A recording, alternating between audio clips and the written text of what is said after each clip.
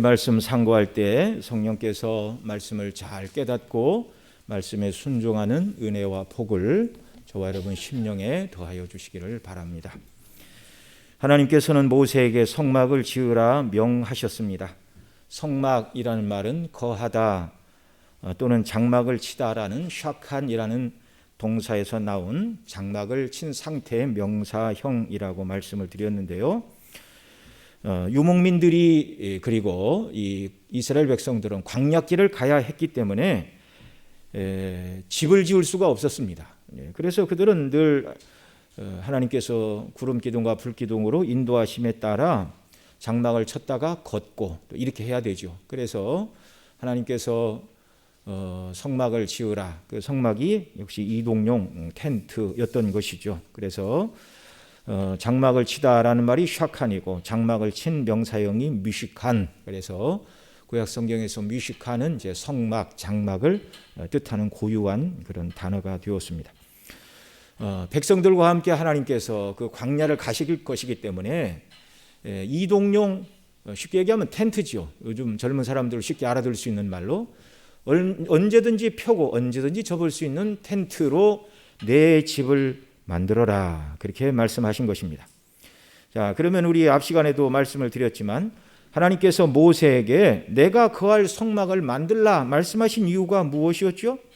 출애굽기는 크게 세 부분으로 나눠진다고 말씀을 드렸습니다. 그래서 애굽에서 그 백성들을 구원하여 시내산까지 인도하시는 이 구원사의 과정, 이것이 1장에서 18장의 내용이었습니다. 그리고 이제 시내산에 당도한 그들과 더불어 하나님께서 언약을 맺으시죠. 그 언약을 맺으시는 내용이 이제 두 번째 출애굽기의 파트인데 19장에서 24장이 바로 하나님께서 그 백성과 언약을 맺으시는 내용이 되겠습니다.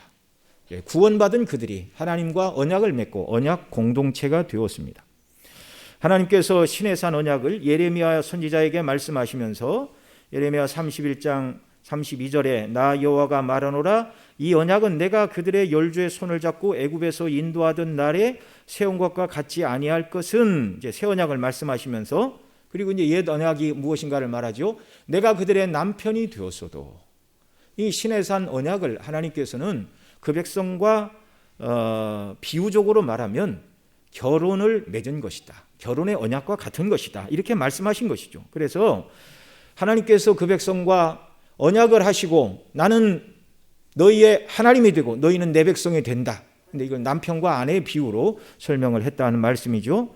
내가 지금부터 광야길에, 아니 가나안 땅에 들어가서도, 아니 영원토록 너희와 함께 할 것이니 너희가 거하는 집이 있는 것처럼 나를 위해서 나의 집, 나의 처소를 만들어라. 그게 성막이라는 말입니다. 이 성막은 세 부분으로 되어 있죠. 지성소와 성소와 그리고 바깥뜰로 구분이 됩니다. 먼저 바깥뜰부터 살펴보면 이 성소, 지성소 밖에 이제 물두멍과 번제단이 있는 바깥뜰이 있는데요. 이 바깥뜰과 외부 세계는 이렇게 기둥을 세우고 천을 둘러서 구별하도록 그렇게 하셨습니다. 그러니까 이 성전 마당과 외부 세계는 다른 거예요. 완전히 다른 겁니다.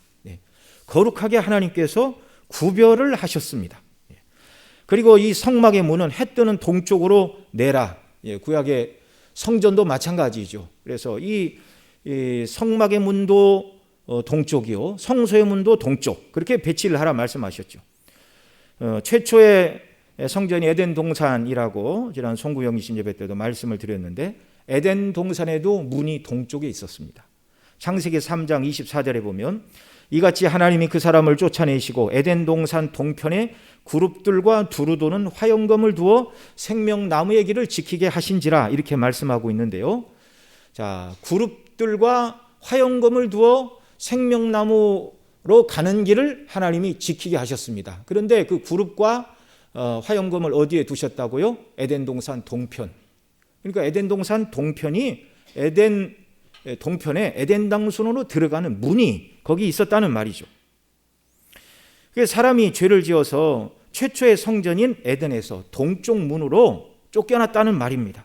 그래, 하나님께서 은혜로 구원하신 자들은 하나님을 만나기 위해서, 이게 상징적인 표현이죠, 동쪽 문을 통하여 하나님의 성전으로 들어가 하나님께 제사하고 예배하고 만나 뵙고 교제하며 더불어 살아가게 하신 것이죠. 구약의 성막의 모형을 통하여 서쪽으로 갈수록 거룩해지는 것을 상징해 주고 있습니다. 그래서 이 성막의 바깥 뜰의 문을 통과하면 바깥뜰, 곧 성전 마당에 당도하게 되는데요. 그 마당에서 가장 먼저 만나는 것이 번제단입니다. 이게 다 그리스도 안에 있는 구속을 설명하는 내용들인데 이제 앞으로 가면서 우리가 더 살펴보게 될 것입니다. 번제단을 지나 더 앞으로 가면 놋으로 만든 물두멍을 만납니다. 솔로몬 성전에서는 놋바다다 크게 만들고 물두멍이 아니고 놋바다다 그렇게 불렀는데요. 그리고 성막의 두 번째 부분은 성소이죠. 물두멍을 지나면 천막으로 친 성막이 있는데 방이 두 개였습니다. 앞에 있는 방, 뒤에 있는 방. 그런데 앞에 있는 방은 뒤에 있는 방보다 크기가 정확하게 2배입니다. 그 앞에 있는 방을 성소라 부르고 뒤에 있는 방을 지성소라 부릅니다. 성소는 거룩한 장소라는 뜻이고 지성소는 지극히 거룩한 곳이라는 뜻입니다. 첫 번째 방인 성소에 들어가면 성소 오른편, 그러니까 동쪽 문으로 들어가서 오른편이니까 방향을 얘기하면 북쪽 편에 진설병을 진연하는 떡상이 있고 그 다음에 성소를 들어가 왼편, 그러니까 동서남북으로 따지면 남쪽에 이제 불을 켜는 등대가 있었습니다. 그리고 지성소 앞에는 분향단이 있었습니다. 분향단. 그 대제사장이 지성소에 휘장을 열고 들어갈 때는 항상 향을 가득 피워서 안개로 앞을 가리우고 감히 하나님의 임재의 처소인 지성소를 똑바로 보고 들어갈 수가 없어서 향을 피우고 그리고 두려움 가운데 이 지성소 안으로 들어갔죠. 세 번째 부분이 바로 이 지성소입니다. 성소와 지성소를 구별하는 휘장을 열고 들어가면 그 지성소에 오늘 본문이 말씀하는 증거궤를 안치하라. 하나님이 그렇게 말씀하셨습니다. 여호와 하나님께서 거하실 성막의 핵심은 바로 이 지성소입니다. 지성소에 거하십니다. 앞에 있는 모든 과정은 지성소에 오기까지 그 백성들을 거룩하게 하고 하나님이 어떻게 먹이시고 입히시는가 그런 은혜들을 다 상징적으로 말하고 궁극적으로 지성소에서 하나님이 그 백성을 만나십니다. 그래서 가장 중요한 지성소에 안치할 이 궤를 시작하여 그 다음에 궤의 덮개인 속죄소, 그 다음에 이제 성소에 있는 진설병의 상과 등대 이런 순으로 하나님께서 가장 중요한 건 먼저 만들어라 이렇게 말씀하셨는데 실제로 모세가 부사렐과 오홀리압을 통하여 성막을 지을 때는 이 순서가 아니라 가장 중요한 기구들을 안치할 성막의 외형인 성막의 덮개, 성막의 기둥, 성막의 휘장과 성소 앞 휘장을 먼저 만들었습니다. 그러니까 하나님께서 말씀하신 이 성막의 가장 핵심은 법궤부터 말씀을 하셨고 만들기는 이제 그것을 보호하는 이런 성막부터 만들고 그 다음에 이제 순서대로 이것을 만든 것을 우리가 뒤에 보면 확인을 할 수가 있습니다. 자, 오늘 본문에서는 성막의 핵심인 지성소에 안치할 궤와 그 궤의 덮개인 속죄소를 만들라고 명하시는 내용입니다.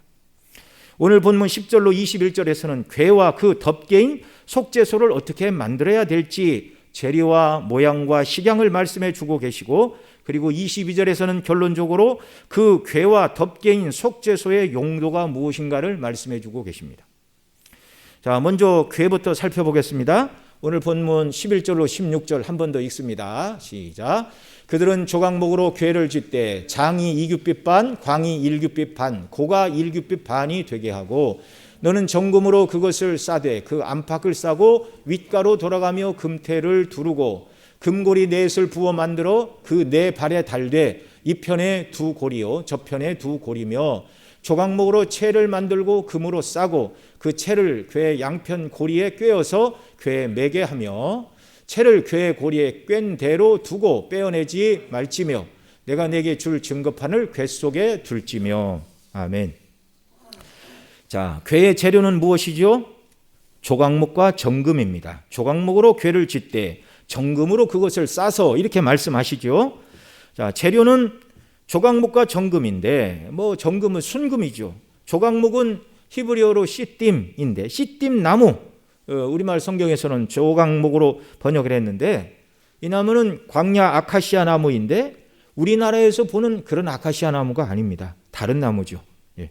광야에서 볼 수 있는 이렇게 꼬불꼬불 뒤틀리고 딱딱하고 다루기 힘든 그런 나무예요. 자, 이것으로 이제 나무로 먼저 궤를 짜고 금으로 안팎을 입히라 이렇게 하셨는데요. 그 궤의 크기와 모양은 어떻습니까? 장, 곧 가로의 길이가 2.5 규빗, 한 규빗을 대략 한 45cm, 뭐 50cm로 보는 분들도 있는데 45cm, 그러니까 이 팔꿈치에서 가운데 손가락 끝허리까지를 한 규빗이라고 그럽니다. 그러니까 45cm 정도 하면 가로의 길이는 112cm, 그 다음에 세로의 길이는 1.5 규빗 67cm, 높이도 똑같이 한 규빗 반 67cm 되는 이런 상자를 만들라는 것입니다. 직사각형 상자. 조각목으로 직사각형의 궤를 만들고 안팎으로 정금을 싸라고 하셨습니다. 11절에서 정금으로 안팎을 싸라 하시고 그 다음 윗가로 돌아가며 금태를 두르라 그렇게 말씀하고 있죠. 윗가로 돌아가며 금태를 두르라. 근데 킹 제임스 버전에서는 크라운 오브 골드, 금관을 두르라 그렇게 번역을 하였습니다. 증거계와 관련된 모든 것은 금으로 만들고 또 나무로 1차 만들었다 할지라도 금으로 싸라 이렇게 말씀하시죠.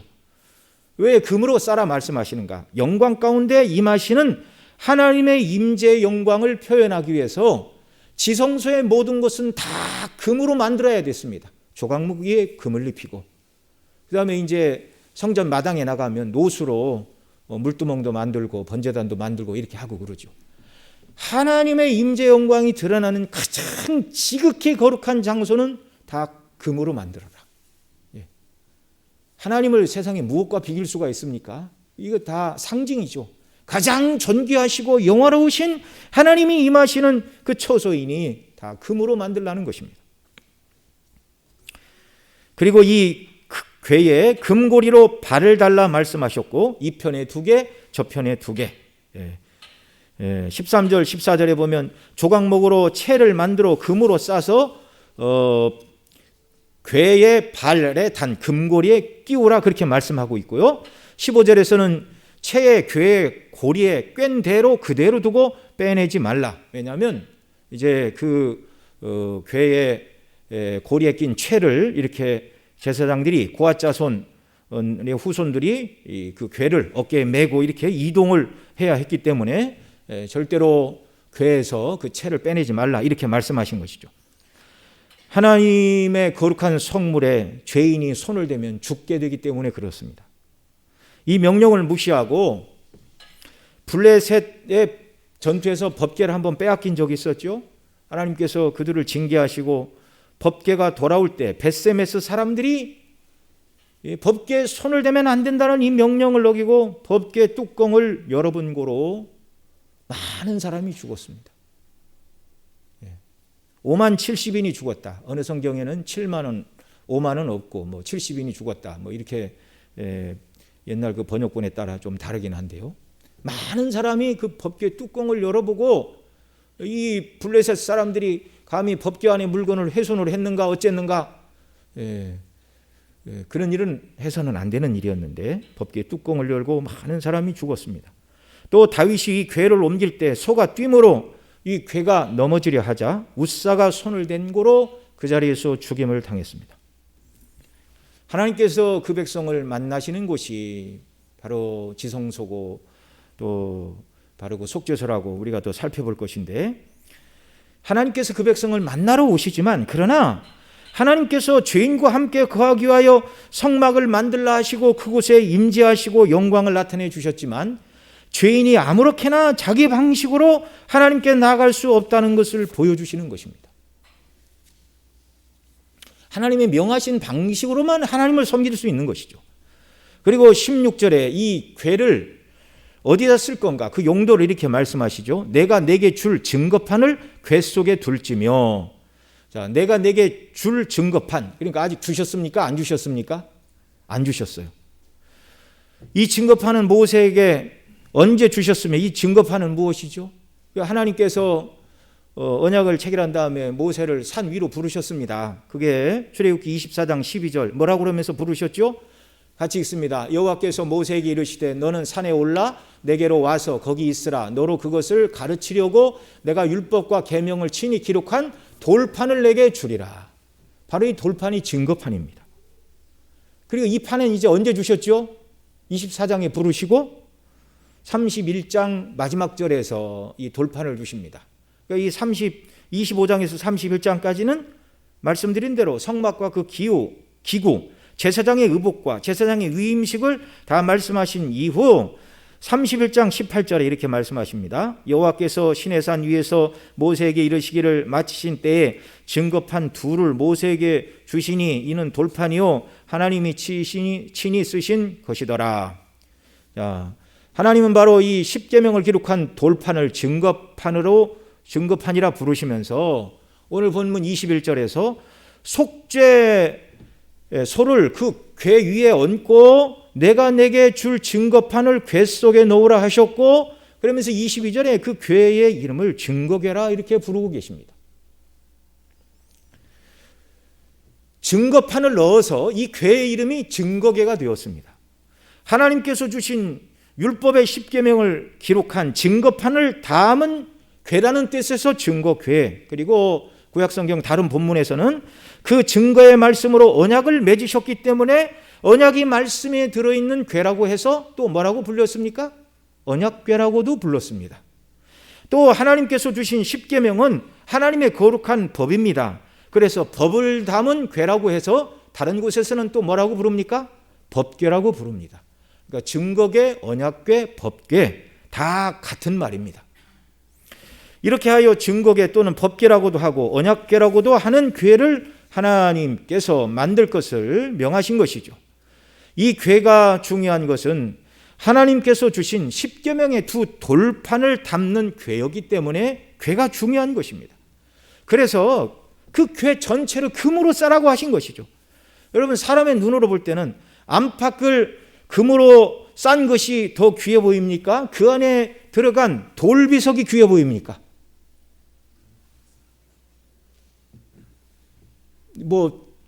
유물을 발굴하는 안목이 짧은 사람이 보면 안에 있는 것은 버리고 금 궤장만 들고 가겠죠? 그러나 핵심은 돌판입니다. 하나님이 주신 돌판입니다. 명령입니다. 증거판을 담는 것이기에 귀하고 귀한 하나님의 말씀을 담는 것이기에 금으로 싸라는 것입니다. 여기 궤라고 번역된 히브리어는 아론이라는 단어인데요. 창세기 50장 26절에서는 향 재료를 놓고 입관한 요셉의 그 관을 바로 똑같은 아론이라는 말로 표현을 했고, 열왕기하 12장 9절 10절에서는 성전에서 백성들이 가져오는 은을 넣는 궤, 똑같은 궤입니다. 금고의 용도로 사용을 했습니다. 그러니까 이 궤가 어느 때는 관이요 어느 때는 금고 이렇게 번역을 할 수 있다 그 말이죠. 궤 자체가 문제가 아니라 그 궤에 무엇을 담느냐에 따라서 가치가 달라지는 것입니다. 성막 안 가장 깊은 지성소 안에 있는 궤, 그 안에는 십계명의 두 돌판을 보관하였기에 증거궤, 법궤, 언약궤라 불렀고, 이 증거판 때문에 증거궤가 그 무엇보다 가치가 있는 것이라는 말입니다. 서두에 말씀드린 것처럼 성막은 맨 바깥들이 있고 성막 안에는 성소와 지성소 3중 구조로 되어 있다고 말씀을 드렸는데요. 지성소가 가장 거룩한 공간이죠. 성막의 뜰은 그래서 유대인 남성이라면 누구나 들어갈 수 있었습니다. 성소는 제사장들만 들어갔습니다. 성소와 향로의 그 향기를 간검하는 것이었고, 일주일에 한 번씩 진설병의 떡을 이렇게 교대에서 바꿔야 하는 그런 일들을 했습니다. 그러나 증거궤, 법궤, 언약궤가 있는 지성소는 아무나 못 들어갔어요. 제사장들도 못 들어갔어요. 오직 대제사장만이 들어갔는데 그것도 1년에 딱 한 번 대속죄일에만 그 안에 들어갈 수가 있었습니다. 가장 중요하고 거룩한 공간인 지성소에 증거의 궤 하나만 있었고, 그러니 성막 전체는 증거궤를 안치하기 위한 공간이라 그 증거궤가 성막의 핵심이다, 이렇게 말씀을 드릴 수가 있는 것입니다. 물론 시간이 흐른 뒤에 그 증거의 두 돌판만 들어간 것이 아니라 하나님께서 만나를 담은 항아리와 아론의 쌍난 지팡이도 넣으라고 하셨습니다. 이것을 히브리서 9장 4절에서는 이렇게 말하죠.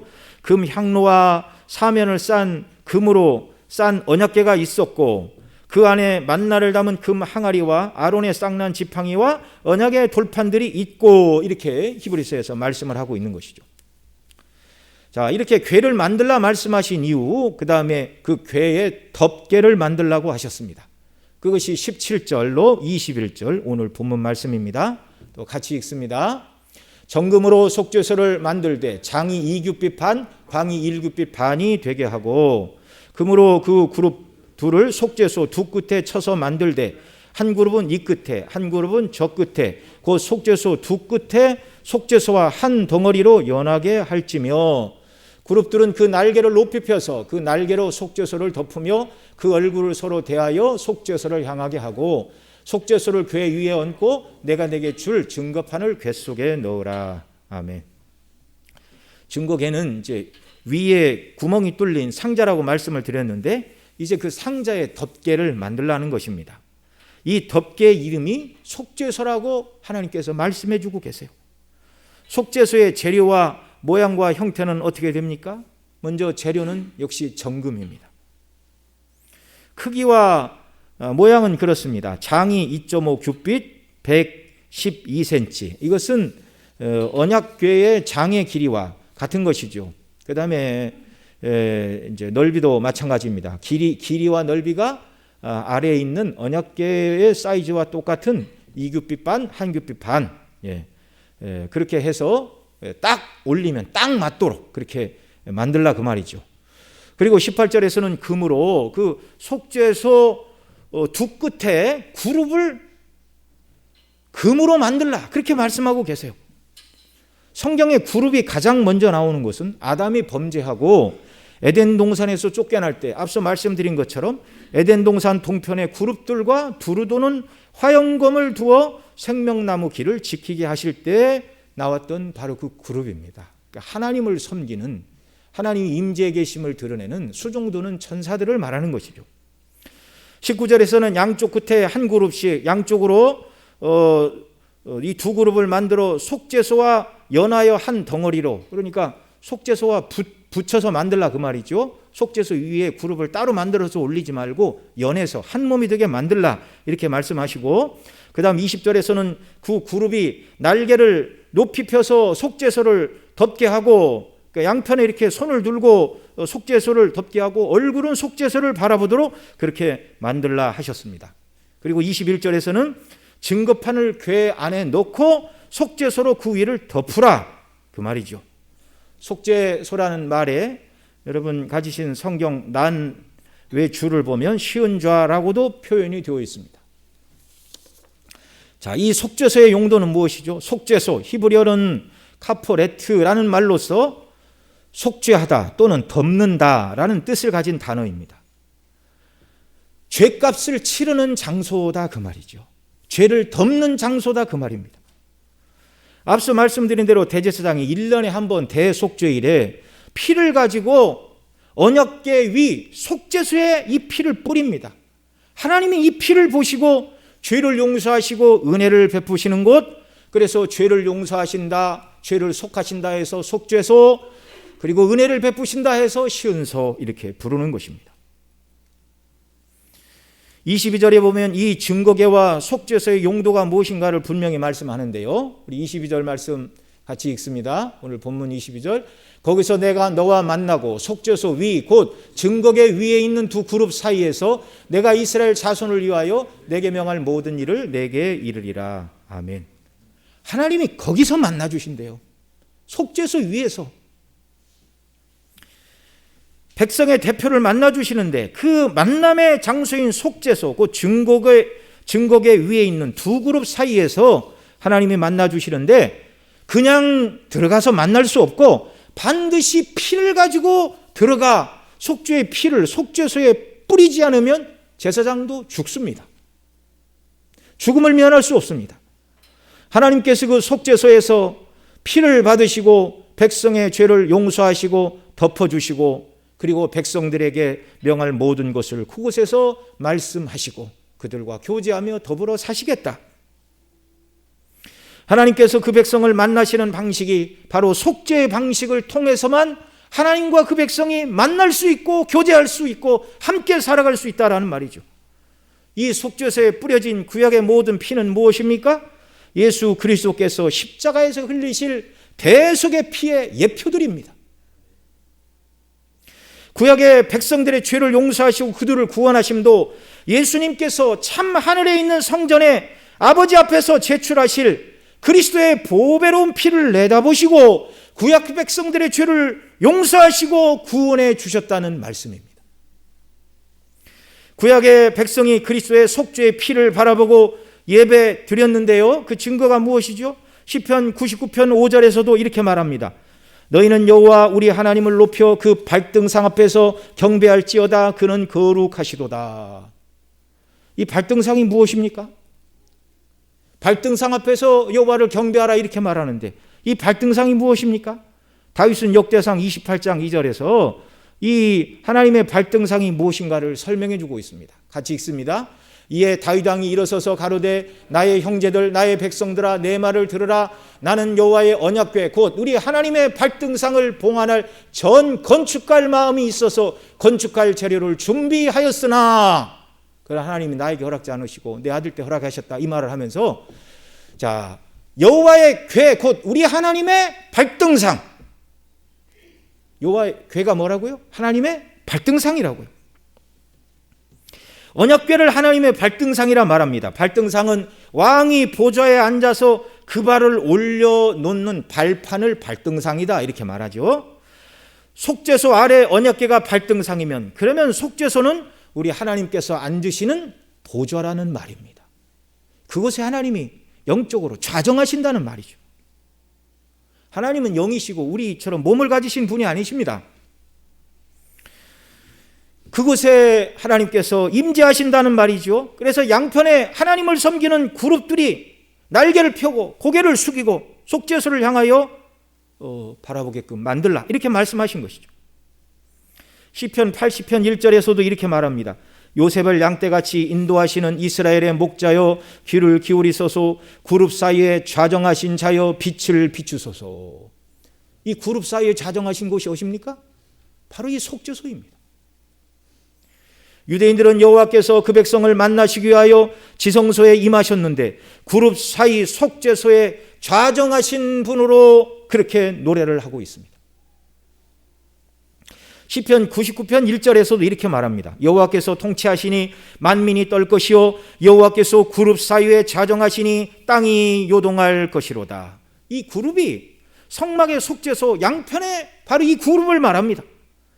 그 속죄소가 하나님께서 앉으셔서 그리스도의 피를 예표하는 속죄의 피를 받으심으로 예배를 받으시고 그 백성의 죄를 용서하시고 그 백성으로 더불어 살아가는 복락을 베풀어 주셨습니다.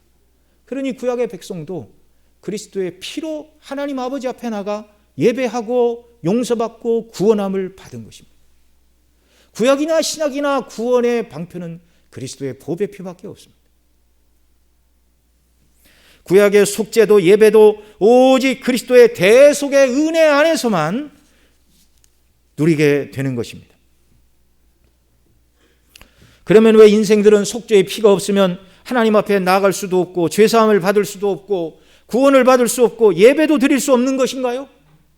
죄 때문입니다. 죄가 무엇이죠? 바로 그 언약궤가 증거를 하고 있습니다. 속죄소 아래가 증거계 언약궤 법궤인데 그 안에 뭐가 들어가 있다고 그랬죠? 네, 하나님의 언약의 돌비 10계명을 기록하고 있습니다. 하나님의 율법입니다. 그 하나님의 율법대로 인생이 살아야 되는데 그 하나님의 법대로 살지 못하는 죄인들, 그래서 그 율법을 어긴 죄인들이 감히 하나님 앞에 나갈 수 없어요. 그래서 율법을 어긴 죄인들을 하나님이 받으시고 용납하시는 방식이 속죄소 위에서 그 모든 하나님의 법을 어긴 자들을 위한 속죄의 피를 거기다 뿌려라. 하나님이 이렇게 말씀하시는 것입니다. 아담에게는 선악을 알게 하는 나무의 실과를 따먹지 말라는 그 하나님의 말씀이 곧 하나님의 법이었습니다. 아담의 범죄 이후 그의 후손들은 누구라도 하나님의 거룩하신 법에 순종하지 못하는 전적으로 부패하고 타락한 죄인들일 뿐이었습니다. 이렇게 말씀을 드리면 그러면 하나님의 율법은 우리를 죄인으로 만드는 나쁜 것인가? 이런 생각이 들 수 있죠. 그러나 그렇지 않습니다. 하나님의 율법은 선하고 아름답고 거룩하고 좋은 것임을 믿으시기 바랍니다. 왜 그렇죠? 율법은 거룩하고 선하시고 영광스러우신 하나님 당신이 누군가를 드러내는 하나님의 자기 계시요. 내가 이렇게 거룩하니 너희도 거룩하라. 그게 십계명이고 그게 율법입니다. 만일 사람 중에 율법이 악하다고 말을 하는 사람이 있다면 하나님이 옳지 않으신 분이다라고 말하는 것과 같으며, 만일 우리의 마음속에 왜 하나님이 이와 같은 율법을 주셔서 우리를 불편하게 하는가 이런 생각이 들면 내가 회개해야 될 죄인이라는 사실을 알아야 됩니다. 앞서 중고개를 담은 궤를 만들고 윗가를 금태로 두르라 했는데 그 금태를 킹제임스 버전에서는 크라운 오브 골드, 금관으로 번역했다 말씀을 드렸는데요. 왜 그 돌비를 담은 그 궤에 금태, 금관을 두르라 하셨는가? 하나님의 말씀이 지극히 영광스럽다는 것입니다. 하나님은 영이시라서 당신 자신을 우리에게 형상으로 드러내실 수 없고 오직 말씀을 통해서 하나님이 우리에게 당신 자신이 누구신가를 드러내십니다. 하나님께서 자신을 드러내신 말씀으로만 우리가 하나님의 거룩과 선하시고 인자하시고 자비하시고 무한하심과 영화로우심을 알게 되는 것이죠. 오직 하나님의 말씀이 증거하는 방식을 따라서 천지 만물을 하나님이 창조하심을 우리가 믿고 그 하나님이 전지전능하시고 무소부재하시고 우주보다 더 광대하시고 능력으로 창조하신 만물을 지금도 통치하시고 악인을 심판하시고 그리스도 안에서 택한 백성들을 구원하시는 하나님이신 줄을 우리가 말씀을 통해서 믿음으로 아는 것입니다. 오직 계시던 이 말씀을 통해서 우리를 위하여 우리를 구원하신 방식도 또 장차 우리가 들어갈 우리의 거처인 영광스러운 천국에 대해서도 우리가 말씀을 통해서 깨달아 알고 믿음으로 보는 것입니다. 송구영신 예배 때 말씀드린 대로 인간의 타락으로 하나님을 섬기던 에덴, 의미 충만한 일을 하던 아담이 그곳에서 쫓겨나 얼굴에 땀이 흘려야 하는 수고를 해야만 먹을 양식을 구할 수 있는 존재로 낮아지게 되었다는 걸 말씀을 드렸습니다. 그래서 범죄하고 타락한 아담의 모든 후손들은 땀을 흘려 수고해야만 먹고 살 수 있고, 그리고 이제 삶의 목적이 범죄 이전에는 하나님을 예배하고 에덴 동산을 지키고 관리하는 거룩한 삶의 목적이었는데 범죄 이후에는 목적이 어떻게 열심히 일을 하고 어디 가서 무슨 일을 해야 더 많이 먹을 것을 얻고 돈을 벌고 세상에서 나의 것을 쌓고 정말 굶을 염려와 걱정 없이 떵떵거리며 살아갈까? 인생의 목적과 의미가 변질되게 되었습니다. 땅에 속한 것, 타락한 본성의 욕망을 쫓아서 살아가므로 아무도 본래적으로 거룩하신 하나님의 선하시고 아름다운 율법을 지킬 수가 없는 지성과 정사와 의지가 타락한 죄를 향하여 달려가는 자들이 되었을 뿐입니다. 저와 여러분 모두가 다 그리스도 밖에서 그런 사람들이었어요. 그런데 이런 사람들 가운데 하나님께서 구원할 자를 택하시고 그들을 구원하시어 하나님의 백성과 자녀 삼으시는 방식이 바로 속죄소 위에 피를 뿌리게 하는 방식, 그것이 예표하는 그리스도의 대속의 십자가의 피를 통한 구원, 이 구원을 통하여 하나님께서 저와 여러분을 만나시고 구원하시고 자녀 삼으시고 함께 동행하시는 줄 믿으시기 바랍니다. 기독교는 예수 그리스도가 전부입니다. 예수님께서 그 대속의 피를 흘리셨기에 하나님께서는 그 피를 믿는 자들의 죄를 용서해 주시고 오늘도 이 방식으로만 죄인의 죄를 용서해 주시는 줄 믿으시기 바랍니다. 어떻게 내 죄를 사함받고 구원받아 천국 갈 수 있을까요? 이 예수님을 바라보시고 믿으시기 바랍니다. 천하 인간의 구원 얻을 다른 이름을 주신 일이 없습니다. 구약시대에 속죄소에 피를 뿌릴 때 하나님께서 그 피를 보시고 백성들의 죄를 용서하시고 긍휼을 베푸시던 용서의 방식이 예수님의 대속의 십자가로 완결이 되었습니다. 그래서 예수님의 십자가 이후로는 어느 누구도 하나님을 예배하기 위하여 성전에 양을 끌고 가 피제사를 드릴 필요가 있습니까? 없습니까? 이제는 그렇게 하면 안 돼요. 구약시대는 그렇게 해야 했어요. 그 피가 나를 위해 죽으실 그리스도를 예표하는 것이었기 때문에 그렇습니다. 그런데 예수님이 오신 이후에도 여전히 양을 끌고 가 피를 뿌리고 하나님 앞에 나아가겠다 이렇게 말하는 건 나를 위하여 완전한 구속을 완성하신 그리스도의 보혈의 피를 멸시하는 죄가 되는 것입니다. 여러분, 신약에서 좋아요. 여러분, 양 끌고 나오지 않잖아요. 거룩하신 하나님을 예배하고 만나기 위하여 오직 그리스도의 대속의 은혜 안에서만 하나님께 용서함을 받고 하나님을 예배하고 하나님이 저와 여러분을 기쁘게 받으심을 믿으시기 바랍니다. 이게 복음입니다. 영 단번에 완전한 속죄를 다 이루셨어요. 스스로 제사장이 되시고 제물이 되시고 성전이 되신 그리스도께서 이루신 완전한 구속입니다. 히브리서 10장 4절로 7절에 보면 이 사실을 이렇게 말합니다. 우리 같이 읽습니다. 이는 황소와 염소의 피가 능히 죄를 없이 하지 못함이라. 그러므로 세상에 임하실 때에 가라사대 하나님이 제사와 예물을 원치 아니하시고 오직 나를 위하여 한 몸을 예비하셨도다. 전제로 번제함과 속죄제는 기뻐하지 아니하시나니 이에 내가 말하기를 하나님이여 보시옵소서 두루마리 책에 나를 가리켜 기록한 것과 같이 하나님의 뜻을 행하려 왔나이다 하시니라. 구약 성경에 죄인이 어떻게 구원받는가를 말씀하시고 있는 모든 성전의 규례, 제사, 제도, 방편, 이 모든 것 그리스도께서 이루실 속죄를 예표하는 것이고 우리 주님은 두루마리의 책에 나를 가리켜 기록한 것과 같이 하나님의 구원의 거룩하신 뜻을 내가 이루러 왔고 그리고 십자가에서 완결해 주셨다는 말입니다.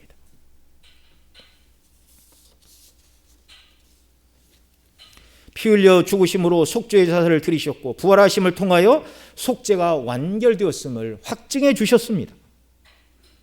그리스도의 대속의 죽으심으로 구약의 백성과 신약의 백성, 아니 하나님께서 창세전에 계획하신 모든 백성들의 대속이 완성이 되었습니다. 다른 제사를 드릴 것이 없어요. 믿기만 하면 됩니다. 기뻐하시기 바랍니다. 감사하시기 바랍니다.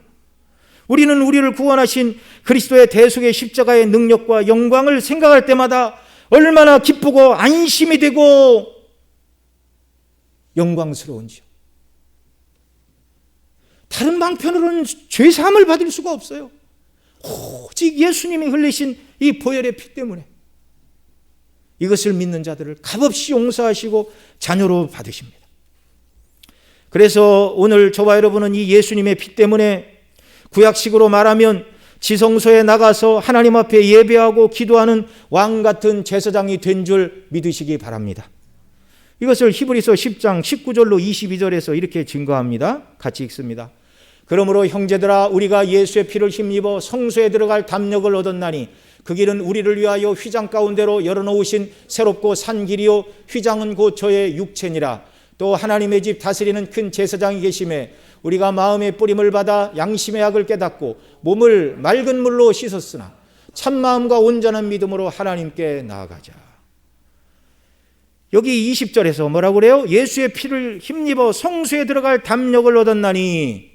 구약의 성소는 제사장만 들어갔고 지성소는 대제사장만 들어갔는데 저와 여러분은 어디까지 갈 수 있습니까? 성소에 들어갈 담력을 얻었나니 우리를 위하여 휘장 가운데 열어놓으신 새롭고 산 길이요 휘장은 저의 육체니라.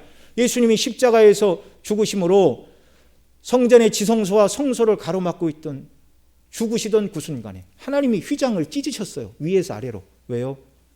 이제는 대제사장뿐만 아니라 누구든지 이 예수님의 피를 믿는 자는 하나님의 면전 지성소까지 들어가서 예배할 수 있는 자들이 되었다는 하나님의 선언이고 선포임을 믿으시기 바랍니다.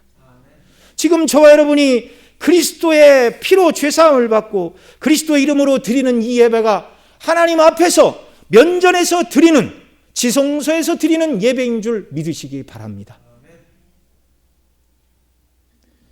놀라운 특권과 은혜를 그리스도 안에서 우리에게 부어주셨어요.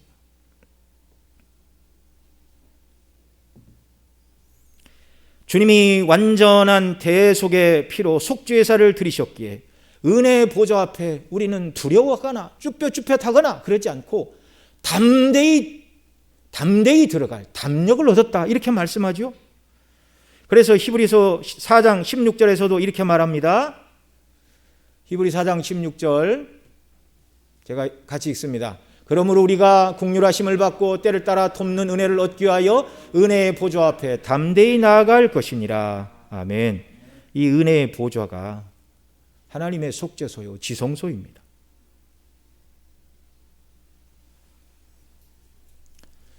주님 다시 오시면, 하나님께서 저와 여러분을 부르시면 우리가 하나님의 처소인 천국에 들어가 하나님 앞에 그리스도의 의의 옷을 입고 하나님의 면전에 담대히 서게 될 줄 여러분 믿으시기 바랍니다. 피조물이 창조주 하나님의 영광 앞에 서게 되고 죄인이 구원받아 하나님의 자녀가 되어 아버지를 아련하는 이 모습, 이것이 구원의 최종적인 단계이고 우리 신앙생활의 마지막 목표점임을 기억하시기 바랍니다. 여기까지 안 믿으면 교회 나오실 필요 없어요. 이 은혜를 주시기 위하여 그리스도의 보배 피로 저와 여러분을 구원해 주셨습니다.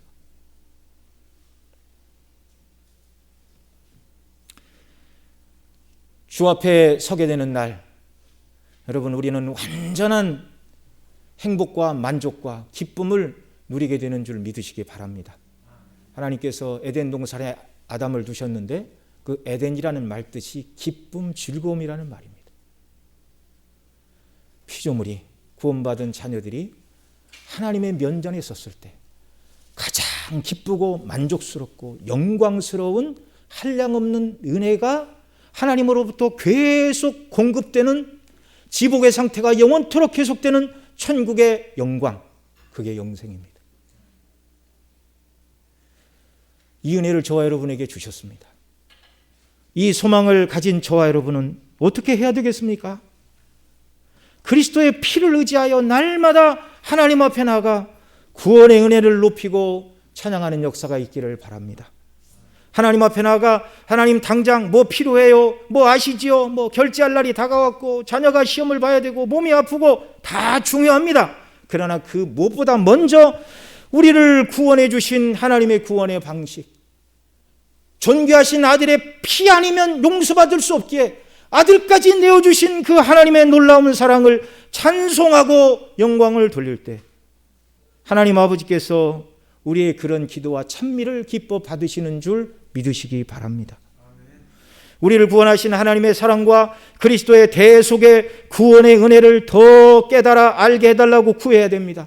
그리고 그 기쁨으로 충만하여 하나님을 즐거움으로 섬기는 자들이 되기를 간구해야 됩니다. 이것이 주님 자신을 구하는 방식임을 믿으시기 바랍니다. 이 구원과 이 사랑과 이 은혜를 온전히 깨닫고 더 하나님을 사랑하고 주님을 더 섬기는 자가 되게 해달라고 간절히 구하는 것, 하나님이 가장 기뻐하시는 기도인 줄 믿습니다. 이런 성도들에게 하나님 아버지와 우리 주 예수 그리스도께서는 당신 자신의 영광, 우리에게 베푸신 구원의 은혜가 얼마나 놀랍고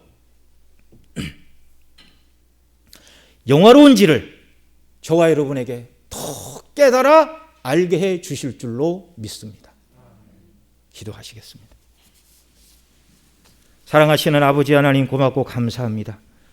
거룩하신 하나님의 말씀대로 순종해야 마땅하지만 범죄하고 타락한 인생은 그 율법으로 말미암아 스스로 죄인임을 깨닫고 하나님의 진노와 심판 이외에는 다른 길이 없다는 것을 고백할 수밖에 없는 절망적인 인생이었는데, 이런 죄인들을 구원하시기 위하여 하나님께서 속죄소를 만들라 하시고 그 피를 받으시고 죄인의 죄를 용서하시고 구원의 은혜를 베풀어 주시는데, 그것이 바로 예수님의 피라는 것을 성경이 증거합니다.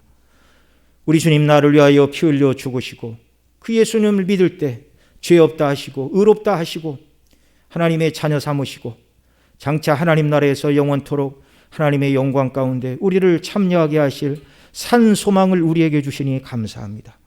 날마다 대속의 은혜를 찬미하고 하나님 자신을 더 구하는 저희들이 되게 하시고 주께서 베푸시는 사랑과 은혜로 충만하여 주의 영광을 높이며 순례길을 살아가는 저희들이 되게 하여 주시옵소서.